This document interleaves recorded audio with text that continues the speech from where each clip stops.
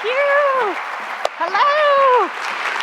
All right, we've got Hokies in the house. We've got Hoda in the house. Who's excited? Woo! So this is a Women in Business event, and Kay, who is just out, this is kind of her baby that she came up with, and this is the second one I've participated in, but I love it because it brings us all together kind of to network, and we get to showcase amazing alums like Hoda, who's getting ready to come out. One of the things that women do very differently in business, I feel, than men, is that we collaborate together. And this event was a huge collaboration. It started with me walking by a television set and hearing Hoda talk about Virginia Tech. So I emailed Donna Wardalick, who heads our marketing board, and I said, Donna, why haven't we had Hoda? And she said, we can't get her. We can't get to her. I said, well, can I try? And she said, sure. So I sent an email. And 2 hours later, I was in touch with her publicist, and this event was set January 15th. So where's Bonnie? So I emailed Bonnie Gilbert, who handles events like this for Pamplin Alumni Relations, and I told her everything that happened, and she said, oh, okay, well, I'm going to put it through the university, and I'll let you know on the date. Well, poor Bonnie, who met me a year ago, didn't know that she had walked into a Category 5 hurricane, because I think really big and I work really fast. I said, no, Bonnie, you push this through. I've got to find a venue. I knew I wanted to have the event here. How fabulous is this facility, right? Unbelievable. Love it, love it, love it. So I've come to plenty of events here. I call my contact here. She does all these women in business things. And I said, we wanted this event. She said, Christina, I left Capital One 2 weeks ago to start a foundation for women in business. I'm like, great for you, not so good for me. So Angela Lawrenchak. So I called my friend Angela, native Washingtonian. I knew she'd know somebody. She serves on the board with me. I said, Angela, I've got Hoda Kotb. I want Capital One. Who do you know? And I'm telling you, in 2 minutes, I'm in a group text with Darlene Schaefer, who had an injury last night, and she's not here. I'm so upset. But Darlene got the ball rolling, introduced us to Julie Rakes of Capital One. Thank you, Julie. Woo! So Julie's team, along with David Patrick, put this entire thing together. So thank you, Capital One. Now, everybody has a book, right? And they're going to get their book signed by Hoda Kotb. So we needed a book sponsor. In order to have a book signing, everybody needs a book. And we couldn't sell anything here. It's kind of something with Capital One. So I called my old dear friend, Kevin Warhurst of Merrifield Garden Center, and I said, I have a little business proposition for you. What do you think? And right away, he said, absolutely, we'd be happy to sponsor the books. So thank you, Kevin. Woo! Inside of your books, there's a bookmark with a coupon on there. Please go visit them. They've got 3 locations, obviously Merrifield, Fairfax, Gainesville. And real quick, show of hands, who's been to Merrifield Garden Center? Woohoo! Wow. If the person next to you does not have their hand up, please tell them how wonderful it is. Okay? So on behalf of Virginia Tech, Pamplin College of Business, and College of Liberal Arts and Sciences, Capital One, Merrifield Garden Center, thank you guys so much for putting this event together. Woo! And it is now my privilege to bring to the stage New York Times bestselling author, Dateline NBC correspondent, Today Show anchor, and our very own Virginia Tech Hokie, Hoda Kotb. Woo!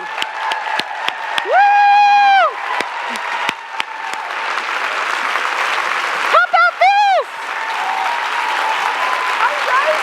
So before we sit down, come over here. Yes. I didn't know so many people were here. This is awesome. I told you.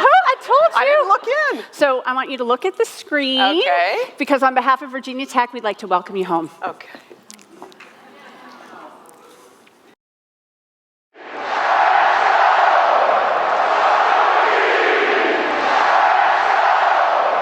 And pretty soon the Hokies will take this field. 45 seconds to air, ladies and gentlemen. 45. In 10, 9, 8, Ready, A. 7, 6, in 5, 4, 3, 2,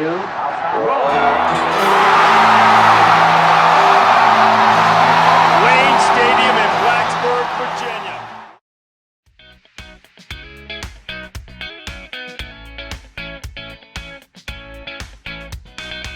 Hey, Hoda. Hi, Hoda. Hey, Hoda. Virginia Tech is part of your journey. Virginia Tech is where you belong. Hi, Hoda. Hi, Hoda. Hi, Hoda. Hi, Hody. WUBC is part of your journey. Hi, Hoda. Hey, Hoda. Hi, Hoda. Trinalto is part of your journey. You belong with us. Hi, Hoda. The communication department was part of your journey. Virginia Tech was part of your journey. Now it's part of ours. Now it's part of ours. Thanks for sharing your journey with us. Thank you for sharing your journey with us.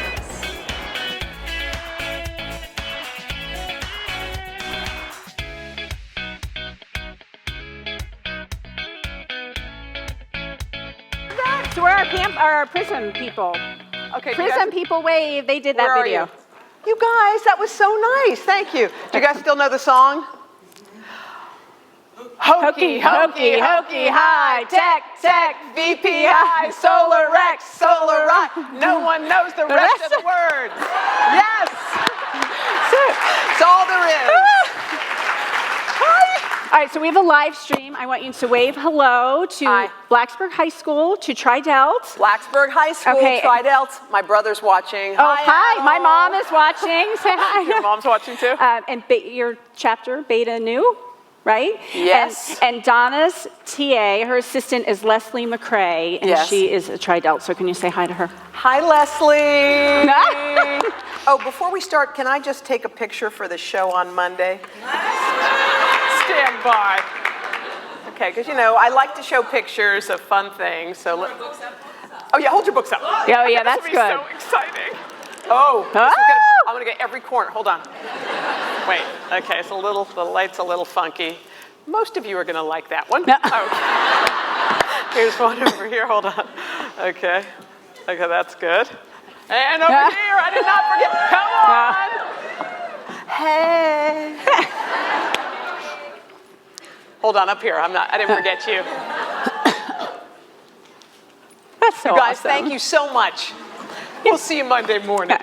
Okay, so I have to show you, this is our special gift. So you met Donna. Yes. Donna's husband is a master glass blower, one of Okay. only 100 in the world.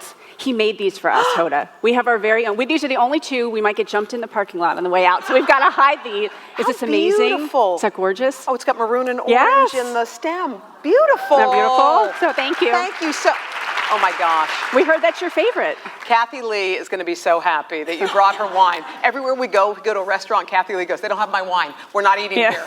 So Well, and it's almost 10, It's so we almost 10. figured it's about 10 o'clock. time for you to, pour up, right? I want you to feel comfortable Yes, here. I am. All right, so our room full of Hokies. Yes. What do you remember? What's your and I know it's not the food, because we had horrible food when we were there. You guys have no idea. You know what? I was, as you guys know, Tridelt, obviously, by all the... Oh, yeah. And a lot of my great memories of Virginia Tech are connected to a person who was in this room. Two people are here. My mom is in the front row, just to say hi to my mom. She's up front. And one of my dearest friends in the world is here, and she was my roommate in college. We were sorority sisters together, and she is now a star at WUSA Channel 9 in Washington, D.C. Peggy Fox is here. Woo!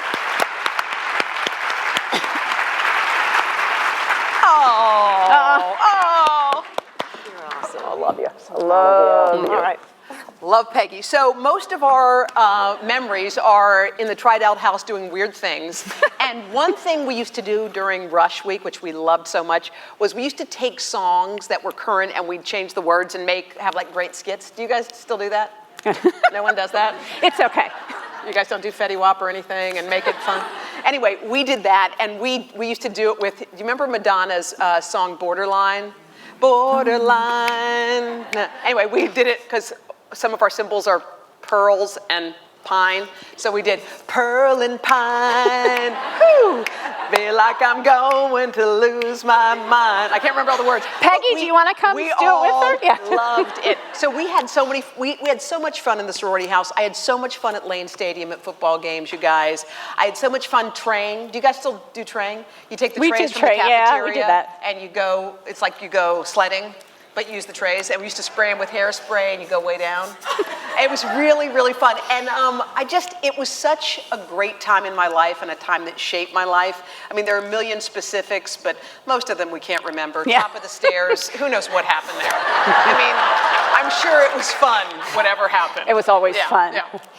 Okay, so I'm interviewed a lot about small business and entrepreneurship, and they always say, what characteristics does a good business person need? Yeah. And I always say you have to have passion and perseverance. Yes. So 1986, you graduate very passionately in your degree in broadcast journalism, and you go for your first and what you think is going to be your last, only interview you're ever going to have. Yeah. How'd that go for you, Hoda? Yeah. Well, you know what happened? So I graduated, I was so thrilled, and I had one single interview lined up in Richmond, Virginia, at a television station. And I was convinced that I was going to get that interview. So I got all dressed up to go for my interview. I had on a green suit, and I had my hair blown out, and I borrowed my mom's car. And I remember I had a resume tape, and I said, Mom, I'm going to go to Richmond. I'm going to go get this job. And my mom was like, you can do it. So I remember I drove to Richmond, and I got to the newsroom, and I was like, this is really good. I'm going to sit there, and I'm going to date him, and I thought my life was going to be great.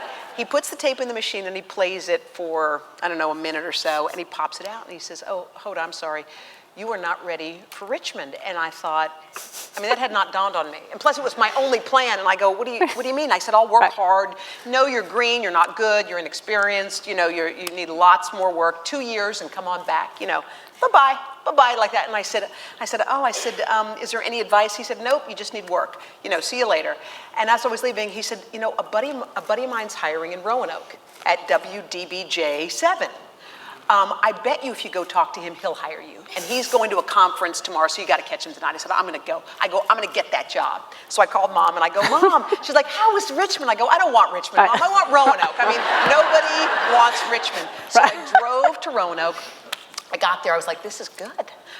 I'll sit there and I'll date him and, this is great. He takes the tape, he puts it in the machine, he plays it, he watches it, and he stops it. And he says, Hoda, you are not ready for Roanoke. I was like, who in the hell's not ready for Roanoke?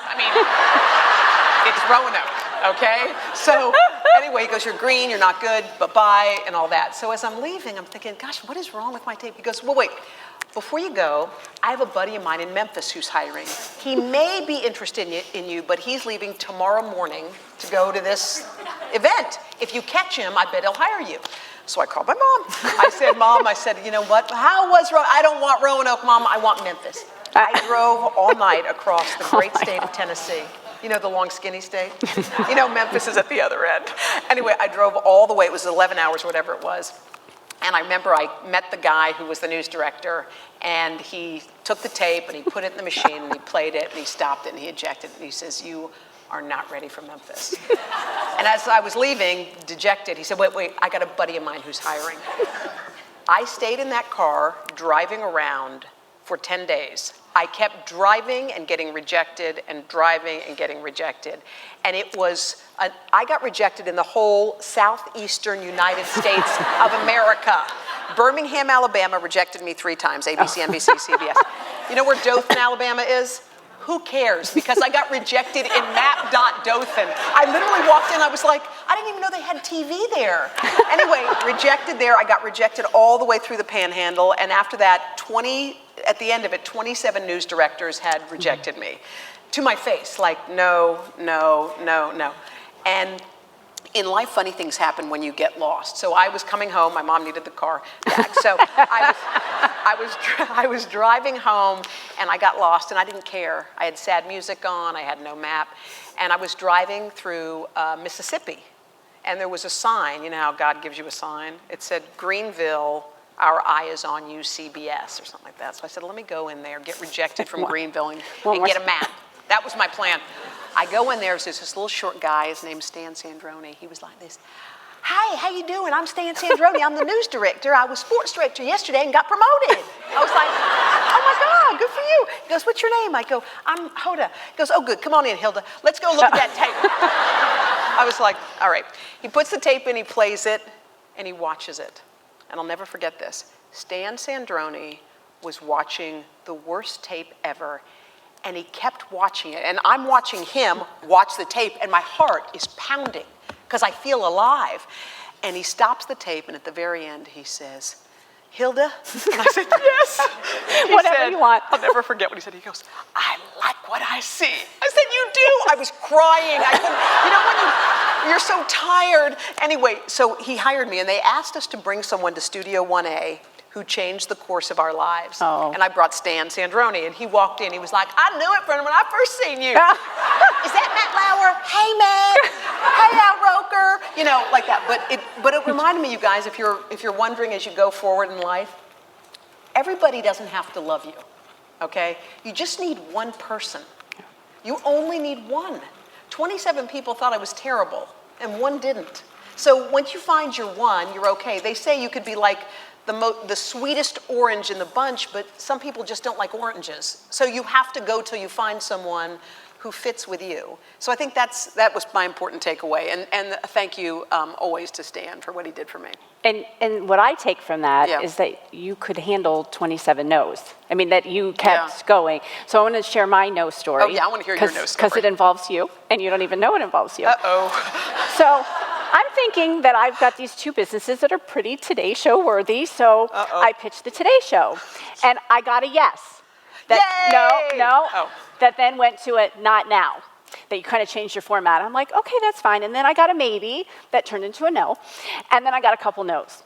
But I was able to build a relationship with Joanne, your LaMarca? producer. Yeah. Yes. Oh, she's great. So when I had this crazy idea to bring you here with all your wonderful people, when I emailed Joanne, she knew that I wasn't crazy. You know, we had built this relationship, and she emailed me right back. So if you ask me, would I take all of those no's for this right now? Absolutely. So there's always something around the corner. You're right, there is. And I think the rejection part of it makes the other thing sweeter.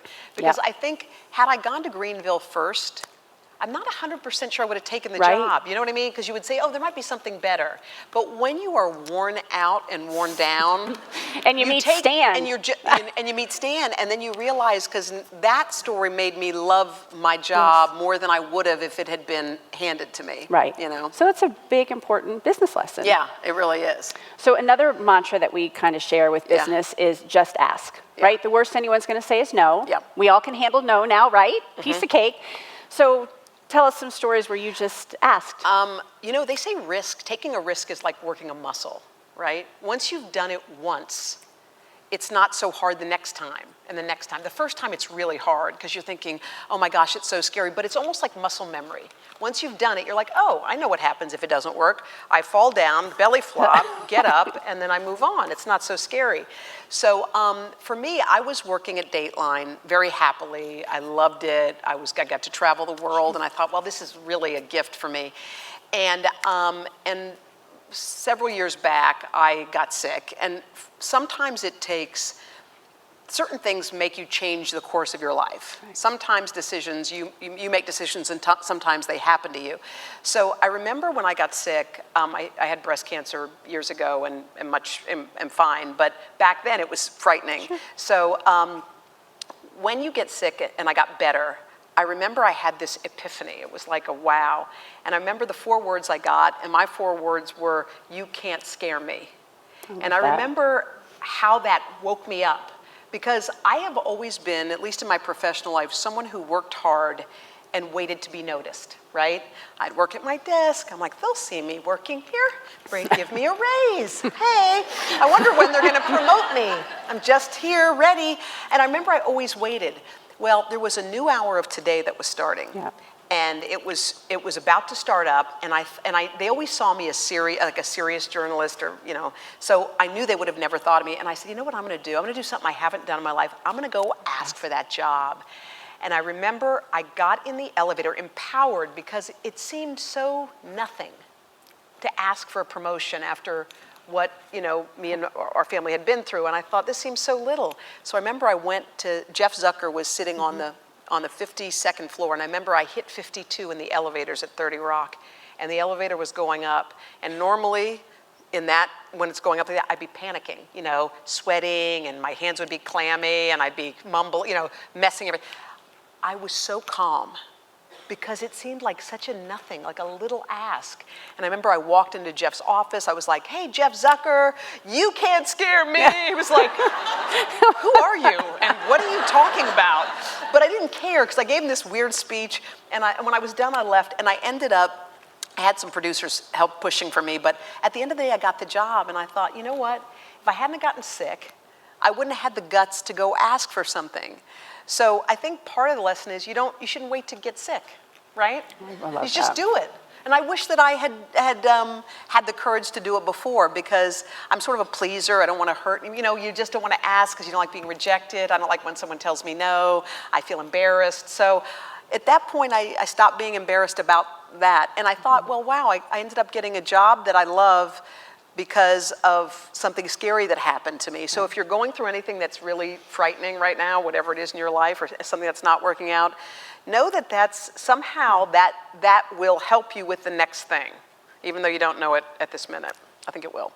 So do you think that part of the reason that you were scared to ask is, and I find this a lot with women, we don't think we're as valuable as we really are.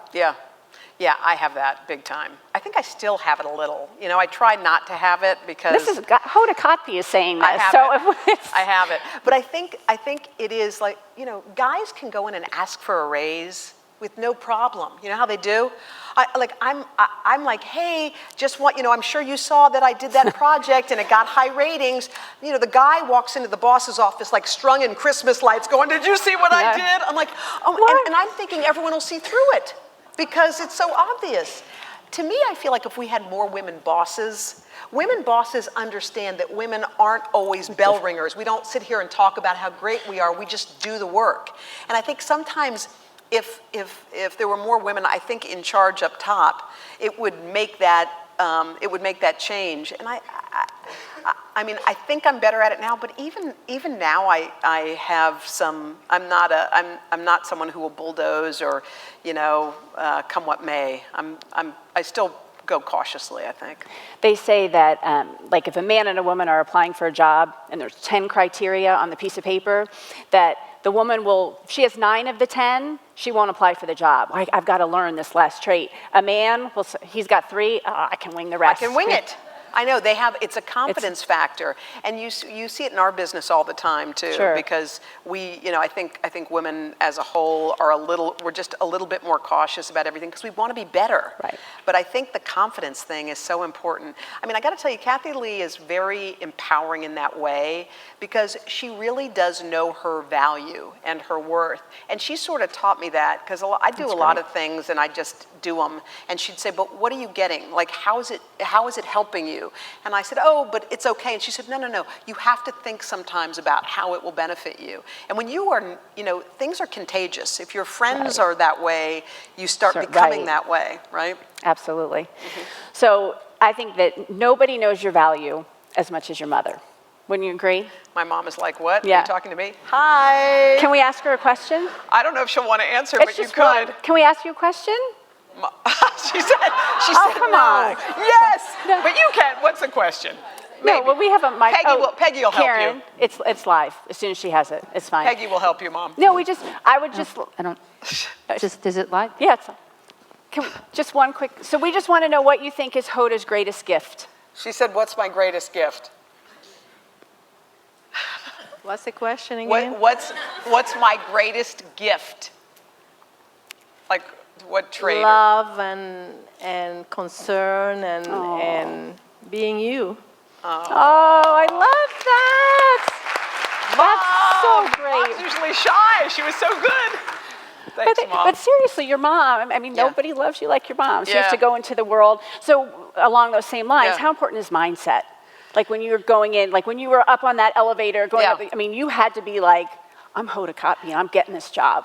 Well, it works sometimes, and I think mindset works. I'm going to tell you one example where it didn't and where it does. So when I told you I was working in Greenville, Mississippi, and I'll never forget this. I was in the newsroom working really hard on a story about, how Girl Scouts need more leaders. Breaking news, don't judge. And I was like, boom, boom, boom, boom, boom. And I remember Stan busted in and he goes, okay, who has a blazer? I go, what? A jacket. Who has a jacket? I go, a jacket? Oh, I have a jacket. It's hanging on the hanger. Oh, good. You need to anchor the news because Ann is sick. I was like, okay. So the litmus test for who anchors the news in Greenville, Mississippi at WXVT News Center 15 is who shows up to work with a blazer. I was like, always bring a blazer to work. Now, Ann Martin was like, Diane Sawyer, Katie Couric, Oprah, all rolled into one in Greenville. That was her thing. So she was out, and it was a big deal. So I still remember, I was like, oh my gosh, this is my big break. I can do this. And it was a single anchor show. And the teleprompter was really big in front of me. And I go, you got this. This was me trying to pump myself. You got this. And it said, good evening. I'm Hoda Kotb. Ann Martin is out sick. I'm like, come on, come on. So the red light came on, and they cued me, and I looked right at the camera, and I said, good evening.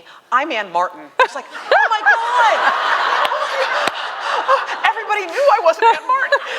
And so after that, I was thinking in my head, did I just say I'm Ann Martin? I don't even know my own name to start the news that I'm supposed to be delivering. And so for me, when I mess up, when I have a flub, I keep on messing up. That's what happens to me. It's like one and then another, and then you're thinking about the one behind you, and then you mess that one. It's like you're on a toboggan screaming down the mountain, like just to end this nightmare. And when the nightmare was over after 30 minutes, I still remember I was looking around in the studio, and the floor director was like, okay. Nice try. He took the mic off to shake off the cooties from, and I remember I walked out into the newsroom to get my pink slip because that's what was coming, and Stan wasn't there, and I was like, oh my gosh, she's not here, now I have to go home and then not sleep and then come in and get fired. That's what I was thinking.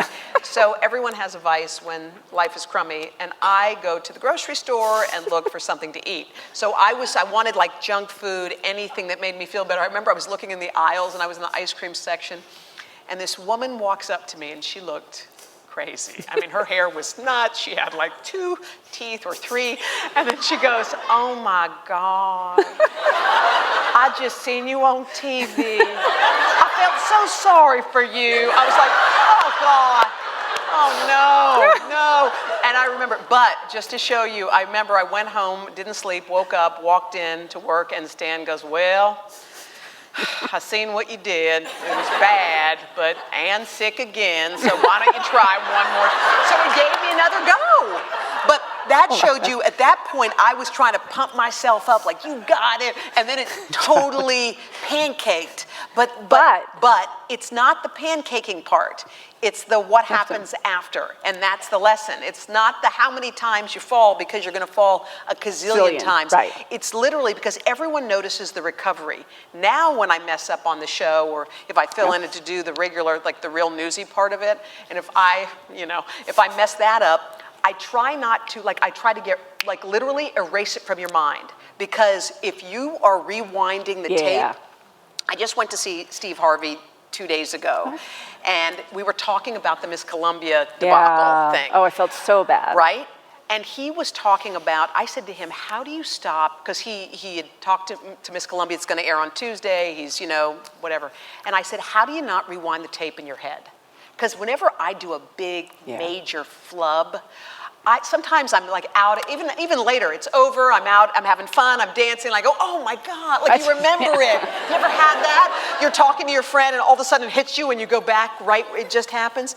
And he talked about how he's trying so hard to push through that stuff, but we all make mistakes. I mean, some of them are big, and some of them are little, but it's the recovery part, I think, that really, really matters.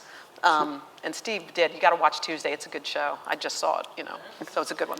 See, we're giving you guys lots of good business nuggets. I hope people are taking notes. Yes. So you talked about sometimes you still do the news, the hard news. Yes. So how big of a transition was it for you? I mean, you were hard news, Dateline. You were, war zones and things like that. And then now you're drinking wine and laughing. What happened? I know, laughing and scratching. Here's the thing. I was doing news, and I was fortunate enough to get to cover a lot of different things. I mean, they sent me to Baghdad after the statue fell in Iraq. I didn't even tell my mom I was going. I know Mom would have been like, no. Anyway, I did that. I went to Burma. I went to the tsunami in Southeast Asia, Afghanistan, the West Bank, and Gaza. So I got to cover the globe, and it was fascinating. And then when this opportunity came up, I thought, I like covering hard news. I really do. But I think sometimes, your heart it's hard. It's hard. It really it's gotta is. be. And I don't like watching the news anymore. I turn it off. It's just not a happy thing. I think for me, it was like standing in front of something that was broken, whatever it was, a tsunami, a war, whatever, and telling people about it. and half the time I felt like I wanted to be doing something. I would have rather been the Red Cross than me sometimes, standing there like you're watching this in front of you. And I thought, well, when this show came up, I thought, what about doing something that makes people feel better? Like, we get to do something that lightens the load, doesn't add extra burden. And I started thinking about, well, maybe this will be the right thing for me.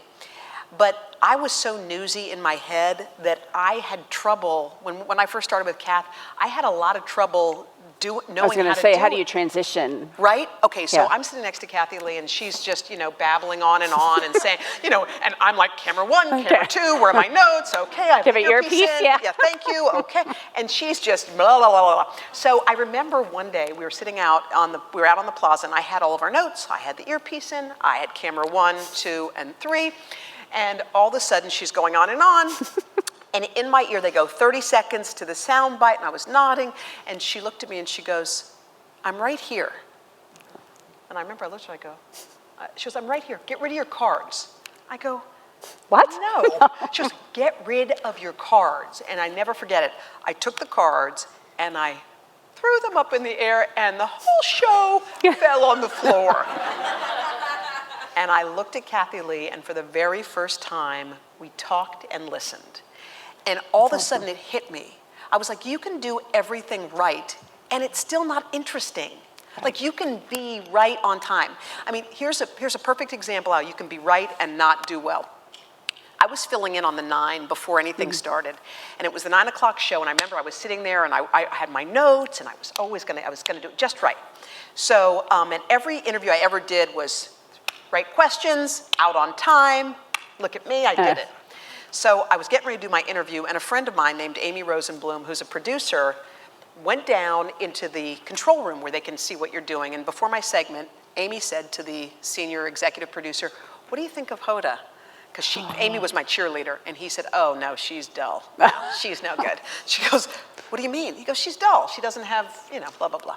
So Amy came running up the stairs and goes, they think you're boring. I go, and it was like 30 seconds before I'm talking to these people. I go, what? You're boring. Zhuzh it up, get excited. I was like, get excited, stand by. I was like, what is she talking about? And I think the subject matter was serious, so it wasn't like I could be like, woo. Anyway. So when it was over, I said to her, what did you mean? I go, what was that? She said, you have to be the you who you are in my office. You have to be who you are, because I would rather be right than be me. And it taught me this just in life. If you are who you are authentically and you make mistakes, it's okay. But if you're trying so hard to be perfect, and there are a lot of anchors who are perfect, but you don't have any traction with them. You don't feel them because they're almost untouchable. So I'll never forget it. And I thought, it took me, I was 20 some years in the business, and I didn't know how to be me. Yeah. I was afraid, because if they didn't like me on the air, then they really didn't like me in person. If they didn't like me on TV when I was doing the other stuff, who cared, That wasn't really who I was. It was somebody else. So it reminded me, and I think no matter what your profession is, whoever you are, it's like, I think if you can be who you are and admit when you don't know something, it's okay. I think we're so busy trying to be perfect. Well, we're glad that you brought out the real Hoda. Yeah. I can't believe you have no notes, by the way. You're so good. Most people, when they do interviews, have something. You're like, I do, you just don't see them. Oh, really? See, you were honest. Excellent. Oh, you do? Good girl. Just a little something, just in case I got nervous or anything. Oh, not you. All right, how about role models? So many people look up to you, but I'm a firm believer. Like, my mentor is watching. I'm going to say hello. Who's your mentor? It's just somebody out in California. Who shall remain nameless. On my phone, it's stealth when it comes in. Oh, really? No, people pay him a lot of money for consulting, so I can't say that. He just helps me out. But anyway, so it's really important, and especially these students, to find somebody who's done what you've done ahead of you and to learn from them. Somebody used the analogy, if you're a third grader, a fifth grader is awesome. Yeah, you're right. So who is that to you? I think in our business, it's Meredith Vieira. Wow. Yeah. You know why? She has done every single thing in our industry. She was on 60 Minutes, so she did hard news. She was on The View. She was on the Today Show. She's done game shows. She's done game shows. She's on her own show. And she's transitioned seamlessly, and she always stayed exactly who she is. There's not 1 ounce of her that is pretentious or thinks. She always goes, oh, I don't know. She's always interested. She's more interested in being interested than interesting. You know, some people are so busy babbling on all their accomplishments. She will ask you 1,000 questions, and she does it with everybody. Whether you're an intern, a producer, her friend, her family. And when I watched how she transitioned, I thought, wow, if that's possible for someone to do that in our business, and forgive you for like laughing and scratching and having wine, and then knowing the next day you might be doing news and saying, oh, well, I could still believe that person. Because I think we're all multifaceted. You know, I think we're not in a box, any of us. But I do think, I think it's probably her. And you know, often when you're in a job, any job, you think to yourself, well, how will I ever do that, as if it's never been done before? Right. And it is true, if you can find somebody, and look, a lot of either interns or other, they'll ask me, and I'm always happy to help. And if you ask someone and they're not happy to help, you don't want to be with them anyway. Like they say, if the door doesn't open, it's not your door. Bye. There will be somebody who you're meant to connect with and have a relationship with. And I think most people want to help others. Yes. Yeah. And if you don't, it's horrible karma. I mean, you know, it really is. There are people who hoard, you know what I mean? It's their info, and in every market I worked in, people were very, very, very helpful. I have found that too, and just asking. Yeah. You know, I think I told you earlier, my friends are texting me like, how did you get Hoda Kotb to come? I'm like, I asked. Yeah. Ask. But I feel that way with mentors too. Most people would do anything to help you. Yeah, they really would. And I think you'll find it. And as you go up, like, I sort of thought when you got to the network, it was sort of swimming with sharks. Like, I wasn't sure what it was going to be like. I have to tell you, the group of people I work with. You guys look like you are just an amazing family. But just to see, okay, this is how you can tell how grounded if people are. So Al Roker and I went to go cover Mardi Gras one year. Oh, that'd be tough fun. assignment. Anyway, we were there, it was late, and we got on a late flight, and we didn't get home until way after midnight, and Al had to be in to do Wake Up with Al at that point at like 5 or whenever it was. And I was in the makeup room, and he came busting through, and he was like, hey, good morning, and he's dancing, and I go, you are always in a good mood. I said, how is that possible? I go, you're always in a good mood. And he said, you want to know why I'm in a good mood? You know why I'm always happy? And I said, why? He said, because my dad drove a city bus, and I get to come to 30 Rock every day. That's awesome. It's as simple as that. Matt's the same way. Matt came from, you know, everything was just modest and whatnot. Everybody's grateful to be there, and you can feel it. That's you don't have that kind of thing where, I've never once heard Matt say to anybody, get me, fill in the blank, ever. In fact, he was 30 seconds away from his segment starting, and there were a couple of our guys, prop guys, and people who do on the floor in the way. And he goes, hey guys, excuse me. Like, he's never like, look out, I got, you know. He's very calm and cool and respectful. And there's something about the people you surround yourself with that matters. I totally agree with that. Okay, so let's do some fun. Tell us a day in the life of Hoda Kotb. And I don't know how you sleep. A day in the life? Always. I get up at 4. Oh. So think about that if you want to be the next Hoda Kotb. I get up at 4, and I have the cutest dog ever, Blake, Shelton. Because I'm borderline stalker. Borderline is the key word. So it's not stalking until you get caught. It's not stalking until you get caught. That is so sad, but true. I was watching one of those TED Talks one time, and they were talking about the 5 keys to happiness. So I said, you know, I'm going to try to do every one of these 5 things every day. So this is how it works into the day. So the first one is write down 3 things you're grateful for. Specifics, not like my mom, my boyfriend, my dad, Peggy Fox. No, you're not like that. You're supposed to write a specific. The guy who held the door for me when he had 3 bags in his hand. Or, you know, the young woman who came up to me and said X, Y, and Z. You know, and then you're supposed to write one thing that happened to you that was fantastic the day before. So if you had the worst day in your life, you have to think of the one great thing that happened. So you scribble that thing down. You're supposed to do a few minutes of prayer or meditation, 30 minutes of exercise, and 1 random act of kindness. every single day. So I think, gosh, if we all did one thing, and not, look, we all do things for our family, and that's awesome, but sometimes doing something for someone who doesn't expect it, it's really something. So that's the kind of the morning time. Then I try to go to the gym. I mean, it's not pretty, trust me.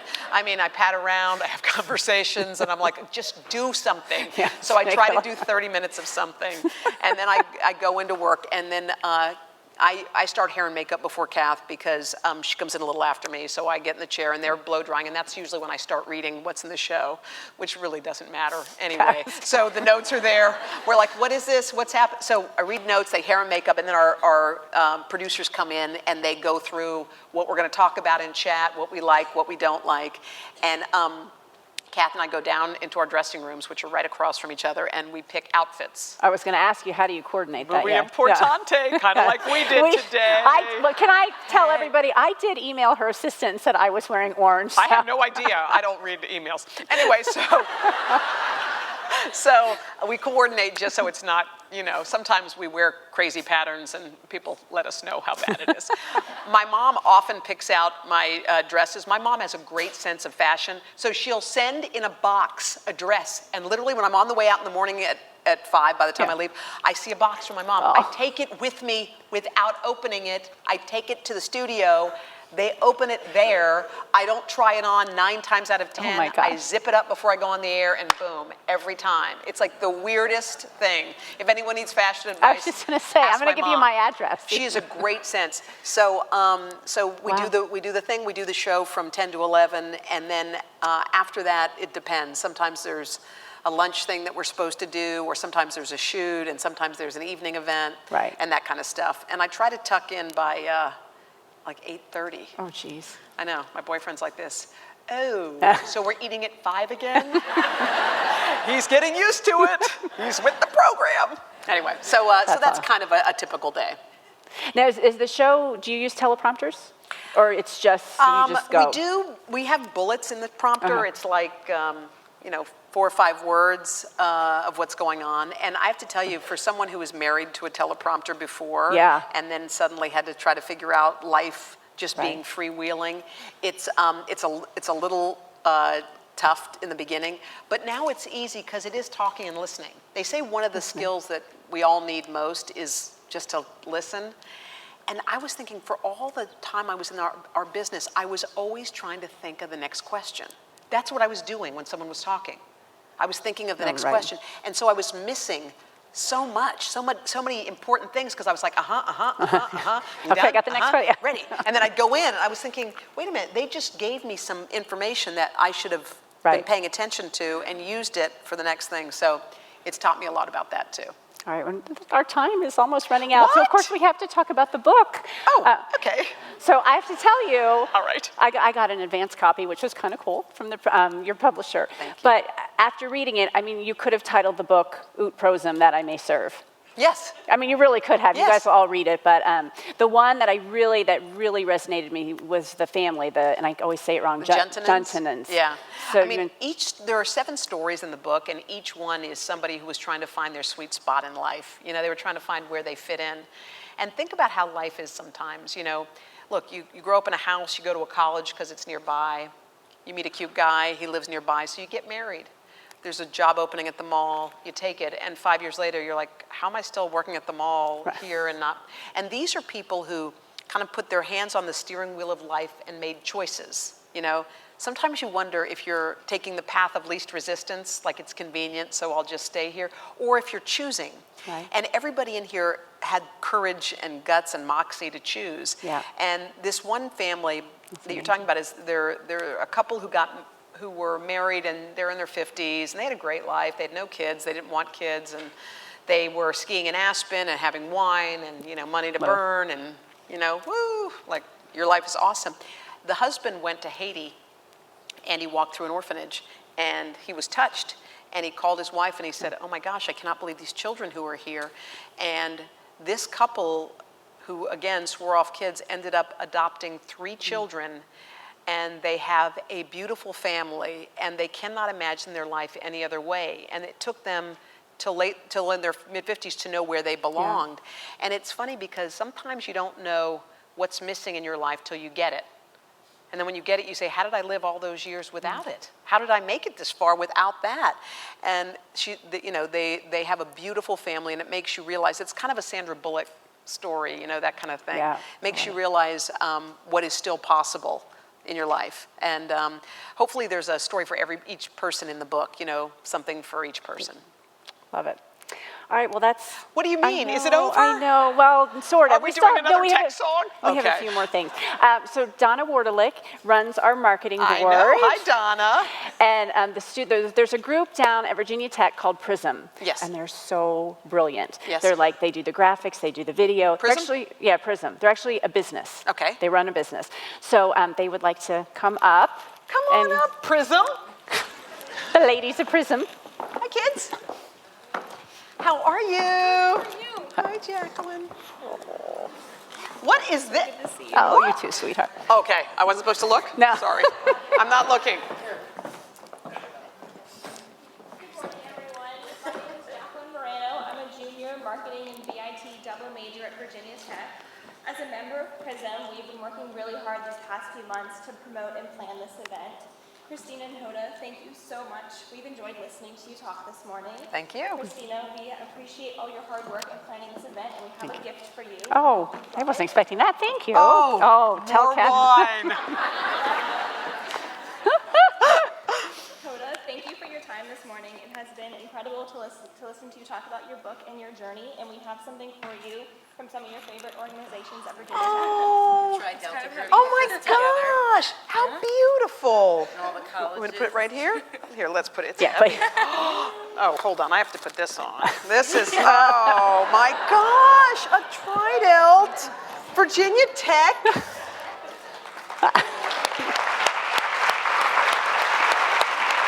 How cute, thank you, that is so beautiful. All the stuff to share with Kathy snacks. Ray on Monday. Oh, I will. Oh, yes. I wonder what her favorite thing in the box is going to be. Take that one out first.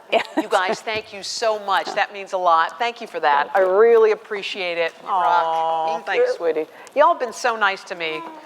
Everyone smells so good. I mean, you guys, thank you. Thank you so much. Come over here for 1 second. Okay. So we have one final surprise. Oh, no. We have a very special guest. Okay. And this never happens. Okay. And they're here just for you. So you've interviewed heads of state. Yeah. You have A-list Yeah. celebrities, but nothing like this. So everybody put your hands together for the Hokey Bird. Ah! Yes! Yes! Yes! Yes! Yes! Yes! Yes! Yes!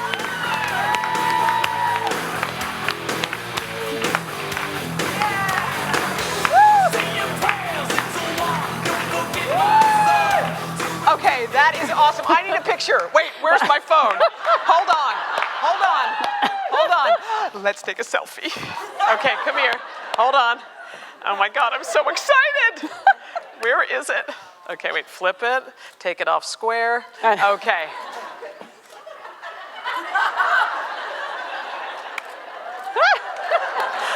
Awesome! That was awesome! Oh, thank you so much. That was awesome. Thank you. That's how you end it. That was perfect. Thank you, honey.